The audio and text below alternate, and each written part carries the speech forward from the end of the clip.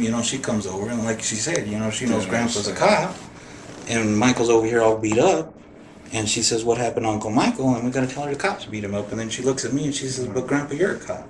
Yeah. And then I got to try and explain to a 4-year-old there's good cops and bad cops.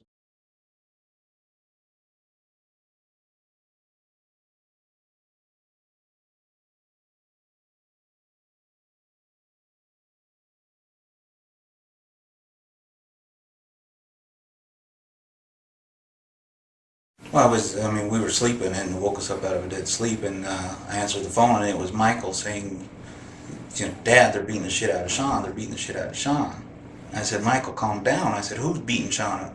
And he said, "Dad, they're beating the shit out of Sean." And then she heard me, so she jumped out of bed, and she came and got on the home phone. Is that when you got on the home phone? And then I heard sirens in the background, so I'm going like, well, wherever they're at, law enforcement's getting there, so it's going to be okay, you know? And then the next thing I hear is somebody telling him, "Drop the motherfucking phone." And then I hear a thud. Yeah. So I'm assuming he got hit, so I started screaming. So then I just keep screaming, "Michael, Michael," and couldn't get an answer on Sean's phone. And then, like she said earlier, the last thing we heard was, "We've got to get rid of the phone, they're recording us." And then the phone went dead. When we contact them, they talk to us. They tell us these cops did nothing wrong. They said they did not abuse Michael. They did not show police brutality. They're only in trouble because they lied. I mean, there's a few bad apples there, but like I expressed to Chief Whitman, you know, what he does with them bad apples represents his organization when he was the chief. And, you know, by him not doing anything to these bad apples, then, you know, he's condoning what they're doing. Yeah. By no means are we saying the whole Denver PD is bad. Yeah. You know, it's just these few bad apples that is the culture of Denver PD, and it seems to be in districts such as Lodo. And it seems like they're the ones famous for it.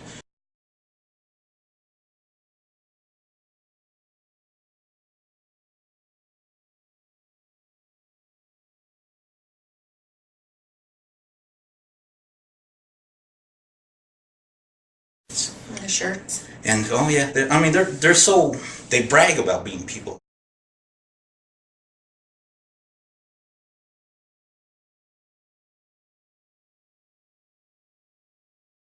Okay, here's one of them. Hello, Mr. DeHerrera. This is Lieutenant Darren Sample with the Denver Police Department, and it's about 8:50 on Friday, April 23rd.